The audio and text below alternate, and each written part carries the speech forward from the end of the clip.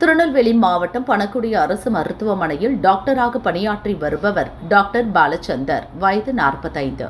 இவரிடம் 45 வயது மதிக்கத்தக்க பெண் சிகிச்சைக்கு வந்தார். அப்போது அந்த பெண்ணிடம் உடல்நல பிரச்சனைகள் பற்றி டாக்டர் கேட்டார். திடீரென பாலியல் ரீதியாக பாலச்சந்தர் பேசியுள்ளார். டாக்டரின் பேச்சு திசை மாறி செல்வதை உணர்ந்த அப்பெண் அதிர்ச்சி அடைந்தார். உடன் வந்திருந்த தனது பெற்றோரிடம் விஷயத்தை சொன்னார்.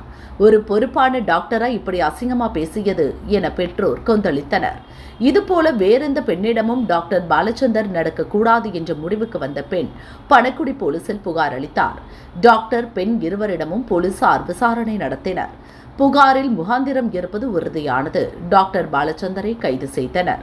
பாலச்சந்தரின் சொந்த ஊர் வள்ளியூர். அவருக்கு திருமணமாகிவிட்டது. மனைவியும் ஒரு டாக்டர் தான்.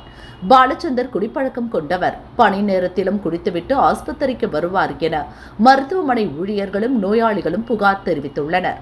அந்த புகார்கள் காரணமாக அவர் வெவ்வேறு மருத்துவமனைகளுக்கு இடமாறுதல் செய்யப்பட்டுள்ளார். இப்போது சிகிச்சைக்கு வந்த பெண்ணிடம் பாலியல் ரீதியாக பேசி மாட்டிக்கொண்டு விட்டார். கோர்ட்டில் அவரை ஆஜர்படுத்தி திருநெல்வேலி மத்திய சிறையில் போலீசார் அடைத்தனர்.